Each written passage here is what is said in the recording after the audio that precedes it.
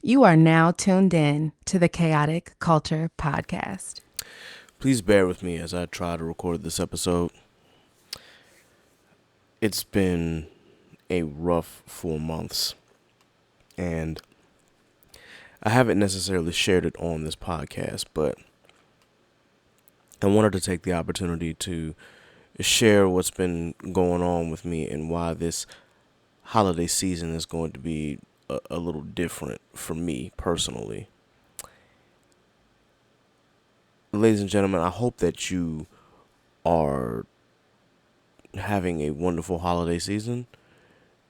And I do hope that you get to enjoy time with family and friends. I hope that your Christmas is wonderful. I hope that you get all the presents that you want. I hope that, if you celebrate Hanukkah, of course, during this time, that you are getting the opportunity to celebrate with your friends and family as well.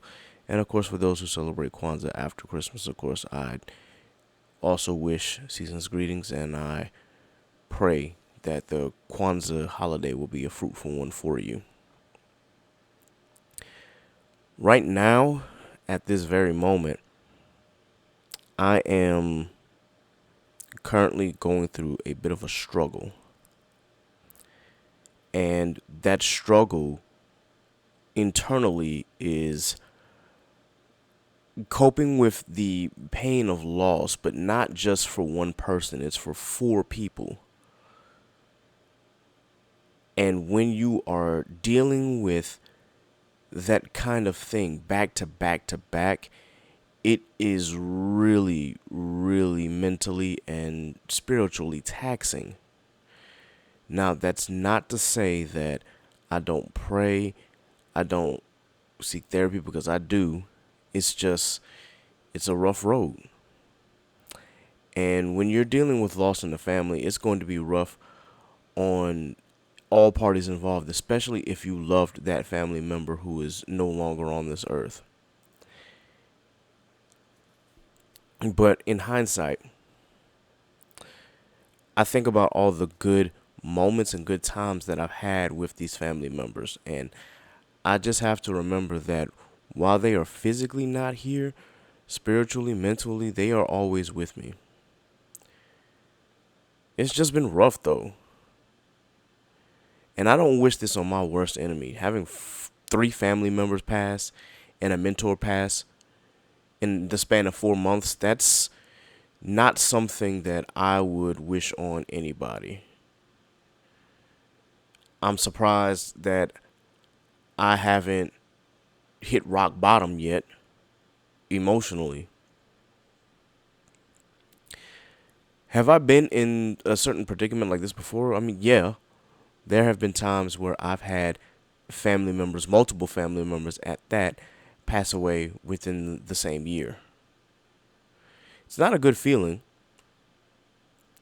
It just really sucks to know how important these family members were. So I want to dedicate this episode to my family members who have passed on, as well as my mentor who has passed on. This will be a very short episode. I'm not going to keep you guys long. And this will more than likely be a bonus episode for you all. We will, of course, come back and reconvene after the new year, because as you all know, during the Christmas holidays, I do take a break. And rightfully so, because the holidays are a time to spend with family and friends. And during this holiday season, boy, do I need to spend some time with my family. Especially after recent events. Now, I don't like sharing what's been going on within my family, but I do want to take this opportunity to share with you all what has been going on, if I'm to be frank. Because I think it's important that I speak about it and not just try to hold it in and suffer in silence, because that is not productive and it's only going to make things worse. So I won't say particular names, but I will at least acknowledge who these people are in some form or fashion. So right after DreamCon, for the first time, I had a first cousin pass away on my dad's side of the family. He was only 39 years old. Rough. Very, very rough. I've never lost a cousin that close to me before.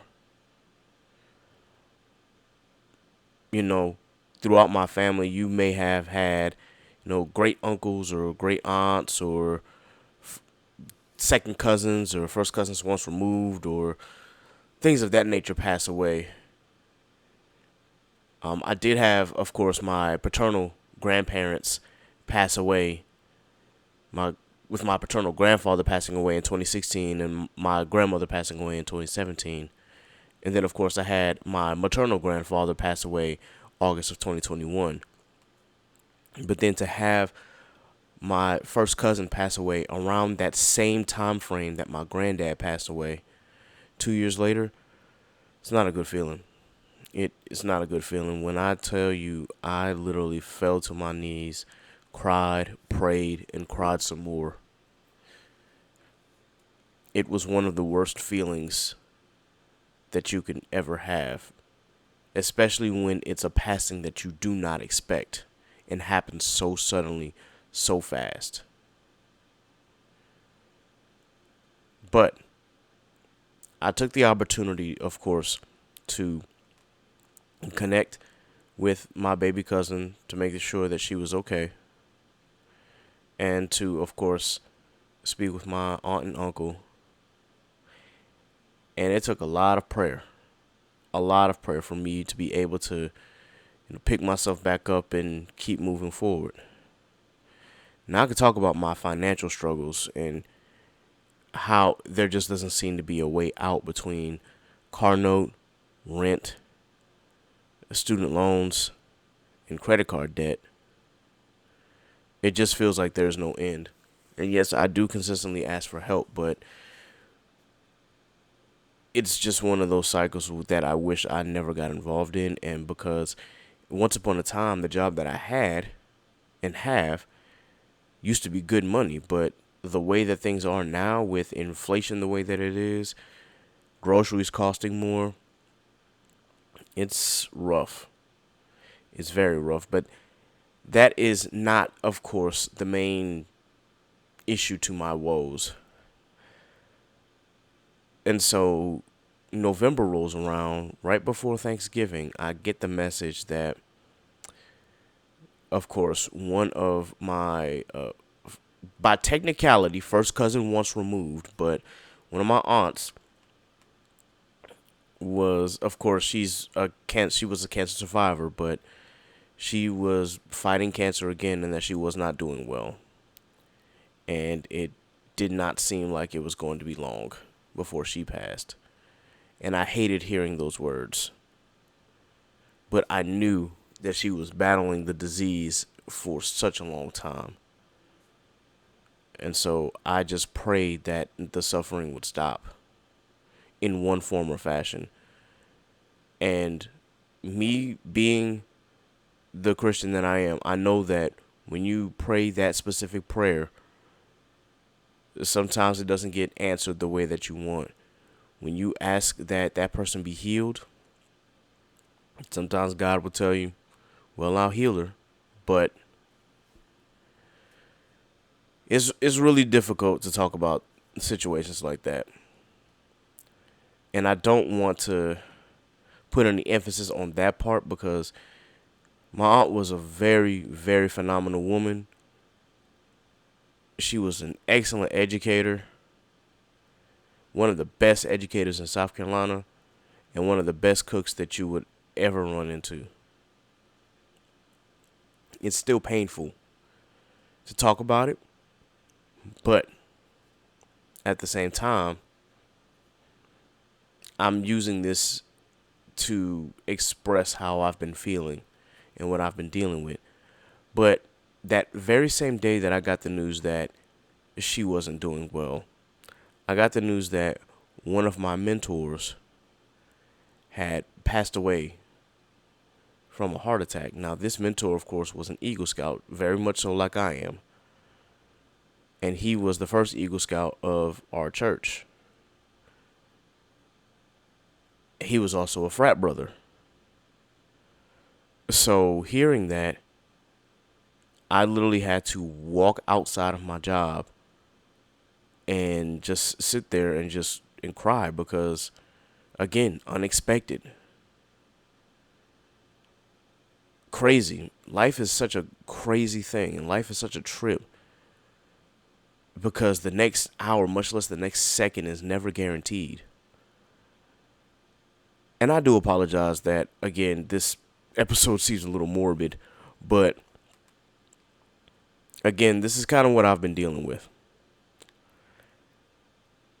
And I wanted to express to you all that because I've been dealing with this is why, episodes are not coming out as fast as they usually would. Last year when I had that anxiety attack, I said I would start slowing down as on how many episodes I try to crank out per season. Now, as I was getting ready to pick up the pace again, these events happen, and it's like, man. When it comes to podcasting, the train has to keep going one way or the other. And I didn't want it to stop, and I wanted to maintain consistency, but still, I'm only human, and things in life happen, and I have to be able to sit down and recognize when these things happen and how it affects me, so that way I can address it properly and heal properly. Well, not too long, of course, after I got the message of my mentor passing, was when I got the news that my aunt had also passed as well after a long, hard battle with cancer. So now my first cousin has passed away unexpectedly. My first cousin once removed / my aunt passed away.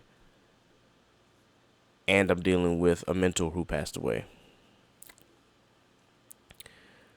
And then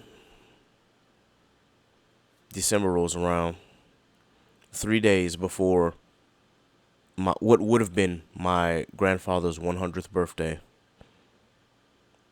My grandma passes away. And so all 4 of my grandparents are with the Lord right now.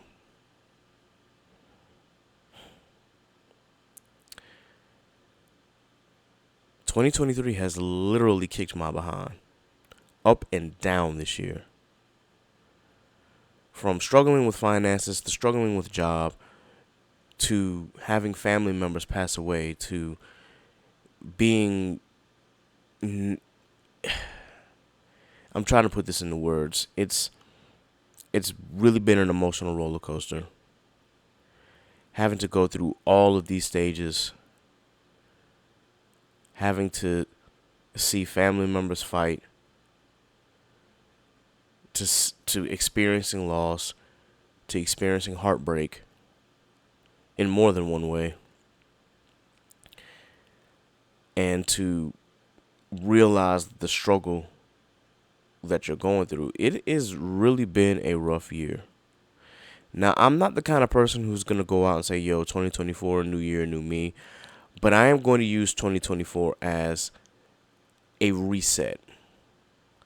A chance for me to look at all that I've accomplished and continue moving forward. I'm using 2024 as the opportunity to look at myself and ask myself what that next step is for me and how I can elevate to the next level from both a professional standpoint and with the podcast. I'm also going to use 2024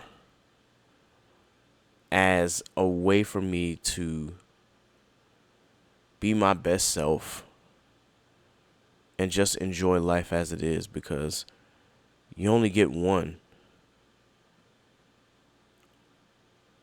And unfortunately, I had 2 people in my life who passed away before they ever got to see the age of 50. One before he even got to see the age of 40. And so with me being 32, going on 33, knowing that I have to take my health into account, especially as a black male, knowing the history of diseases within the black community,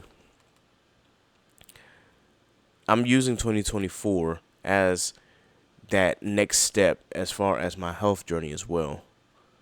Now, I've been working out nearly diligently all year in 2023. There were times where I would take breaks and it would be a little inconsistent, but I can say, especially during the summer, it's been nonstop. Going to work out at least 3 times a week. Sometimes I can push it to 4, but in most cases, 3 times a week, just keeping my body active.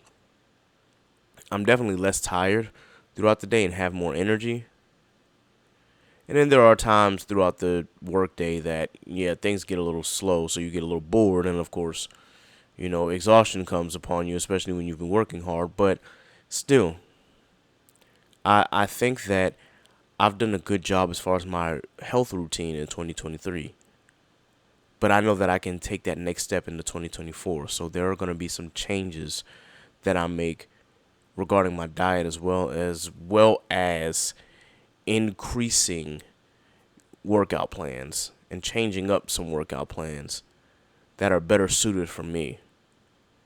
But so far I've been doing a good job on that. So I just have to continue being consistent and continue to be health conscious on what I eat and where I eat. And ultimately just continue to buy foods that are going to be healthy for me. Unfortunately, I live across the street from a Whole Foods, so even though it's healthy, it's expensive as all hell, and we all know that is purposely designed like that. Healthy foods are more expensive for some strange reason, but it is what it is. I've definitely incorporated more fruits into my diet. I'm eating more berries, more oranges. I've always been an oranges and apples kind of guy, so of course I've been doing that. I really do not like melons, but I've been forcing myself to eat them. Eating a melon is not easy, and I'm not talking about watermelon. I'm talking like regular ass melons and cantaloupe. Like, those are by far the worst fruits. I cannot stand the taste of melons, but I try to eat them anyway. I've been slacking off on my bananas, but I can only eat like bananas every so often just because I can't stomach them for some strange reason. But yeah. But that is what I've been doing. So, when it comes to my health, of course, I have a plan that I'm going to implement. And then for my professional journey, I'm definitely going to take some steps. Now, I'll reveal those steps later, but I've got a plan that I want to execute. And so I'm going to do my damnedest to execute that plan. And then, of course, for the podcast, I have a plan for that too. And we definitely going to elevate. And I'm going to make sure that this platform gets elevated. But as you can see, season 5, especially the start of season 5, has not gone the way that I wanted because of these issues, of course, that happen from a personal standpoint and in my personal life. Now, life happens and things happen, so I can only go at the pace that I set for myself. And I know that there are times where I have to slow down because, again, life happened. But I'm not going to let it stop me. Am I going to grind as hard as I did? If it means putting my body and my health in jeopardy, of course not. But I am still going to continue to work towards that goal. So, I hope that you will stay along for the journey with me. I hope that you will continue to listen and tune in and watch. Speaking of which, the podcast is now going to be available on YouTube and YouTube Music. So if you use the app, please be sure that you go to Chaotic Culture Podcast, use that search bar, be sure that you subscribe, hit that notification bell. We are on YouTube now. In part because I realized that Google Podcasts is also going to be phasing out. So I use this opportunity to say, let me go ahead and jump on YouTube and find out how I can get the podcast on there. And I was able to get it on there. Now, all the episodes are not uploaded just yet. And then, YouTube has some strict copyright laws. So some of them episodes that I have where we're playing other artists' music, even if it's just for a minute and 30 seconds, of course, it is blocked in certain countries because it got slapped with that copyright. Which is why I only try to hold it for like a small clip. But it is what it is. Still, we are on YouTube Music, guys. And so please be sure that you check us out. And then I promise you I'm going to upload the videos on YouTube as well. Because I know that y'all have been asking for that video podcast. And if you're not a Patreon subscriber, of course you're going to be asking for it. But if you subscribe to that Patreon, you'll see it beforehand. And you get a chance to watch all of our episodes be recorded live and in person. But, that's just me, shameless plug out there. Please be sure that you subscribe to the Patreon. It's patreon.com/Chaotic Culture Pod. Now, of course, some things have happened within the news media that I need to address real quick. So, of course, you got the issue with Jonathan Majors, who was found guilty of 2 of the 4 charges that he was charged with. The ones that he was not found guilty of course, were the ones that were with intent. That was, I believe it was 3rd-degree assault with intent to harm and aggravated harassment. Those charges were dropped because the jury could not find any intent during that situation with him and his ex. However, he was still found guilty of assault and was still found guilty of harassment. And even though they are lesser charges, still. Now, whether you can really determine intent or not, I leave that up for you to decide. What's really important is how we look at Jonathan Majors as a person. Now, I tried to stay away from this because I wanted to make sure that the courts played out and that the trial played out so that way we could hear more about what's been going on. But if you saw those texts that he sent to her, Jonathan Majors has, I don't want to even call it an ego. There is a serious issue and a serious problem. I don't want to say that it's narcissism or if there's some kind of God complex or some sort of guilt complex, because he was using a lot of those texts to guilt trip his ex into not saying anything about their previous episodes regarding abuse and assault. I will say that is very toxic. And that is something that is still prevalent in our community today amongst black men. And that is something that we really have to get away from. Like, seriously. I'm not going to sit here and defend Jonathan Majors for anything that he's done. And whether you want to proclaim that, the system did him wrong, and that the system was designed to essentially make arresting black men or charging black men easier, I leave that up for y'all to have that discourse, because we've had this discourse before on this podcast. In Jonathan Majors' case, though, maybe in that particular case, it's like, okay, I see that he was trying to get away from the situation, but the history leading up to that situation is not a good look for him at all. It really paints him as an abuser and an assaulter. And for those who have experienced domestic violence and domestic abuse, the text messages that he sent to her are like damning. Like, it is absolutely crazy. And of course, I'm not going to read it on here, but that really just goes to show you that you really don't know who these people are. And so we really do not need to be glorifying these celebrities and these stars out here because we don't know their personal life. And we don't know the kind of people that they are until they reveal it to us. And it's such a shame because a lot of us were really cheering for Jonathan Majors to be this successful black male in Hollywood. But unfortunately, he made some very, very poor decisions.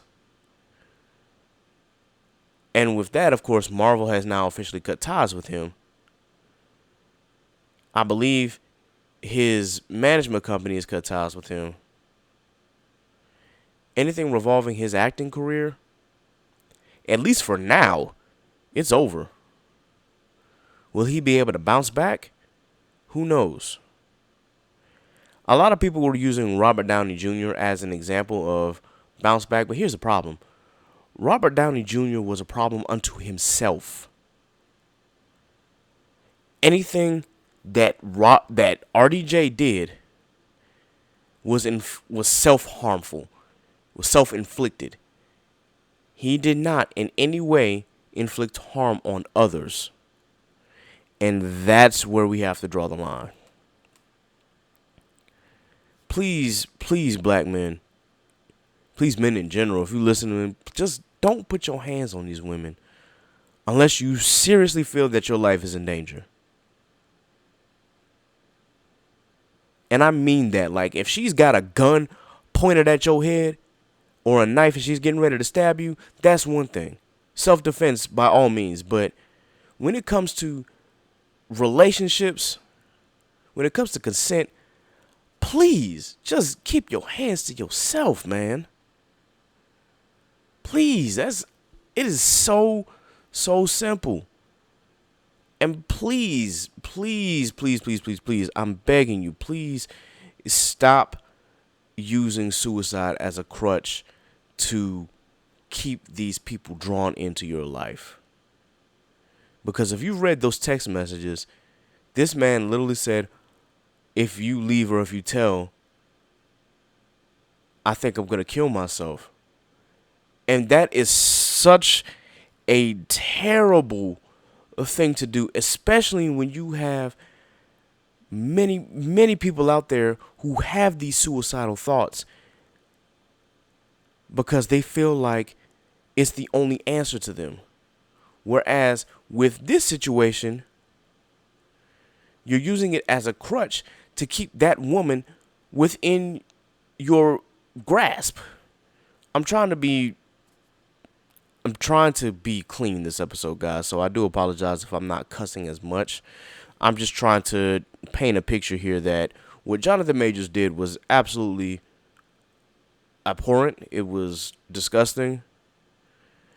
But he's just gotta have to pay the price. You know, I don't want to wish any ill will on any black man, but when you do wrong, you do wrong. So it is what it is. I do hope that he gets the help that he needs. I hope that he's able to redeem himself eventually. But at this point, I can't expect everyone to sit here and turn a blind eye to what he did. Because what he did was terrible. And unfortunately, it is still prevalent in our communities, especially the African American community. So with that in mind, guys, don't be like Jonathan Majors out here. Treat your woman with respect. Keep your hands to yourself. And more importantly, consent. Consent. And on top of that, just stop. Just stop. It makes no sense to participate in domestic violence or domestic abuse. It's really sickening. But let me get off my high horse and let me move on. Last thing that I just wanted to point out that happened within the community, and not just within the black community, but just within the United States, of course. The Colorado Supreme Court has officially removed Donald Trump from the ballot. Now, of course, he has appealed to the U.S. Supreme Court, and he's trying to appeal, saying that this is un-American and shit like that. Excuse me, and I said an S word anyway. But with that in mind, Colorado used the Section 3 of the 14th Amendment, which, if you haven't read it, I'd recommend that you do. We, as African Americans, have an issue with both the 13th and the 14th Amendment as is, because we feel that it does not equate to the equality and justice that we've been seeking. However, that Section 3 was crafted because of the Civil War. And if you've never read Section 3 of the 14th Amendment, then I have no problem reading it out to you and why DJT was charged. Because it regards engaging in insurrection or rebellion. It does not say that you have to be convicted of it as long as you engage. Key word. So if I can pull it up, it says no person shall be a senator or representative in Congress or elector of president and vice president or hold any office, keyword, any office, civil or military, under the United States or under any state who, having previously taken an oath as a member of Congress or as an officer of the United States or as a member of any state legislature or as an executive or judicial officer of any state to support the Constitution of the United States shall have engaged in insurrection or rebellion against the same or given aid or comfort to the enemies thereof. Key words. But Congress may, by a vote of 2/3 of each house, remove such disability. And Colorado based their constitution, their state constitution, to be able to remove presidential or federal. What am I trying to say? So Colorado's state constitution allows for them to prosecute anyone running for a federal office, or I won't even say prosecute. They are allowed to take to trial or sue any person who is running for a federal office who has engaged in an insurrection or a rebellion under Section 3 of the 14th Amendment. So pretty much Colorado has the state law where they can say, hey, look, we can remove anyone running for a federal office from our ballots based off of this section of the 14th Amendment of the United States, because that is our state law. We can do that. Now, whether other states decide to do that is up to them. If they don't have a clause for it, cool. If in your state you have to go straight to the Supreme Court of the United States to do that, then fine. But for us, we can sue and we can determine whether he can be on our ballot or not because it's within our state laws. So it'll be interesting to see what happens when this gets taken up to the Supreme Court of the United States. We already know how we feel about the U.S. Supreme Court with all those damn conservative justices over there that were packed in by Republicans and what that would really mean. Now, if they decide to kick it back to the state and uphold the state's ruling, that is going to be a damning precedent for these other states to be like, you know what, if Colorado can do it, so can we. And that is going to be interesting in itself, but we'll see what happens. The reason I say that it's important that I share that information with you is just because we have too many people on here that are quick to think that they know about the Constitution and that they've read the Constitution or understand it. Now, me, just from my basic understanding basic understanding of constitutional law based on the classes that I've taken on it, the lawyers and, of course, the state Supreme Court who made the ruling were within their means, because a lot of people on Twitter were saying, well, he wasn't convicted of being an insurrectionist or being a part of a rebellion. Whereas in the Section 3, it didn't say that you had to be convicted. It just means that you had to engage. And for all practical purposes, DJT not only engaged, but also aided and abetted the enemies thereof. I mean, I'm just saying. I don't really like talking about the other guy on this, or DJT on this. I'm going to get off of this real soon. I just wanted to be sure that I share that with you, because when it comes to, living within the United States, I just recommend that everybody at least read all of the amendments, read the sections, and understand what they mean, because if all you know is the First and Second Amendment, wink, wink, nudge, nudge to that other party, you really don't know how this country operates or how it should. And so when you complain about it being a deep state, or, it's not fair and whatnot, I just look at you and have y'all read any amendment outside of the First and Second? Because if you have not, then you don't know how this country is run. You really don't know any of the laws. And it just shows that you just want your guy to win, which I believe there was a quote by Teddy Roosevelt, and I can't believe I'm quoting Teddy Roosevelt, that just says that your absolute support of a president, whether right or wrong, that's really unconstitutional. And I'm paraphrasing here, but he's saying that it's not patriotic for you to support any president, right or wrong, whether they're guilty or not. Fealty to a president, fealty to one person, and not submission under the Constitution goes against everything that the United States is supposed to stand for. Key word. But again, let me get off my high horse. So, with that, ladies and gentlemen, this episode ended up being much longer than I thought. I thought that I was only going to be here for maybe 15, 20 minutes, and I've hold you closer to 40. But, again, I do hope that you enjoy your Christmas holiday. I do hope that you get a chance to enjoy the time with family and friends. Most importantly, eat good food, play some games, don't hold grudges with your family. Whatever grudges that you may have, just squash it. It's not worth it. It's not worth it, because you don't know what may happen to that person.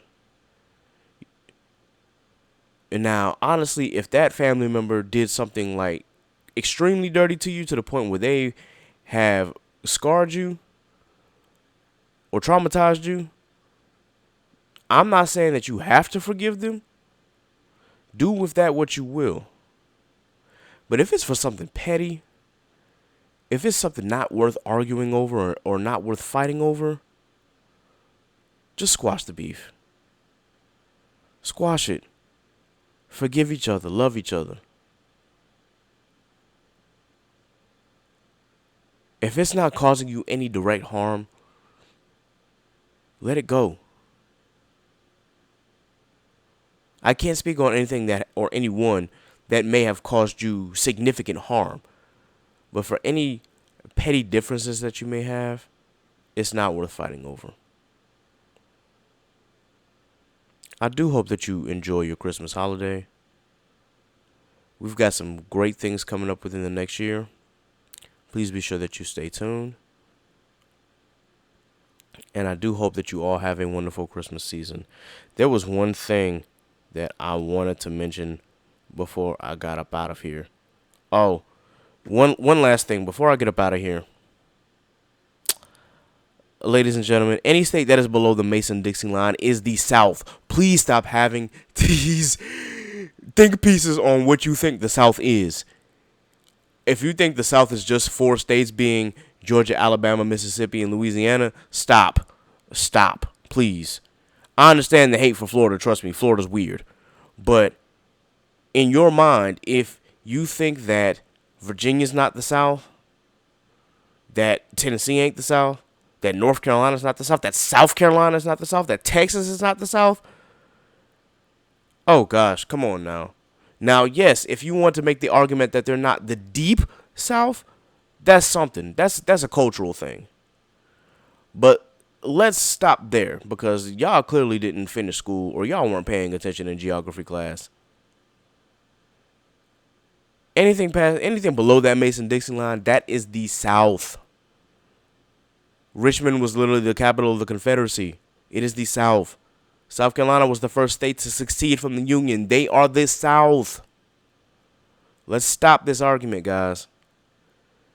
I done seen so many think pieces on what people think the South is or what they feel the South is based on their own cultural experiences. Stop putting cultural experience of a particular state into a box. The South is not a monolith. One culture just can't be the South and then everybody else is not. That's not how this shit works. Excuse my language. That is not how this works. The South is culturally diverse. There are subsets of the South. There are subsets of different cultures within the South. I wish y'all would internalize that. Please stop the think pieces on Twitter, y'all. Please. Because y'all sound dumb as hell right now. Talking about some, oh, we only consider these 4 states the South. Man, get out of here with that nonsense, yo. Please. Just because y'all feel like, oh, this the dirty South, like y'all ain't the real South. Shut up. Y'all sound stupid. Anything below the Mason-Dixon line is the South. Again, you have different regions and subsets of the South. And maybe you can include those 4 as the deep South if you want to go that far. But stop putting culture in a box and stop pretending like it's some sort of monolith, yo. Because the South ain't just one particular culture. There are multiple cultures within Southern culture.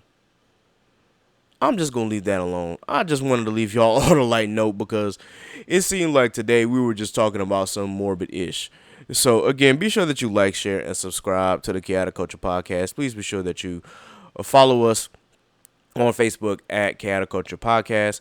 Please be sure that you also follow us on Twitter at Chaotic_Culture and follow us on Instagram at Chaotic Culture Pod. Please be sure that you subscribe to the Patreon. That's patreon.com/Chaotic Culture Pod. You can join at any of the 4 levels, whether it be $2, $3, $5, $7, $10, it don't matter. We still appreciate your support.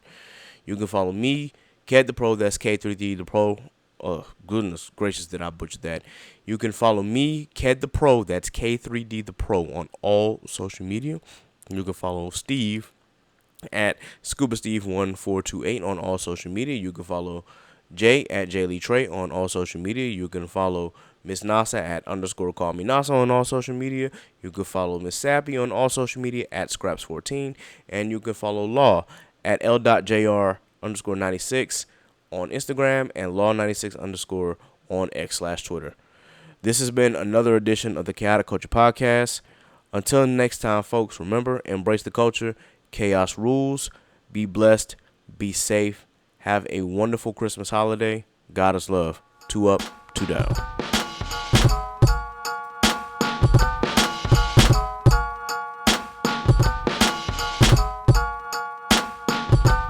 It's the KKP on your mother flipping airways. Hear the name ringing through the halls and the stairways. You were listening to a pod that can segue all the latest topics, guaranteed to fill your headspace. It's a safe place to voice your opinion. Say what you feel, just like you're a kid again. Kid the Pro and friends, black as obsidian. Chaotic culture, that's the world we living in. So what's the word?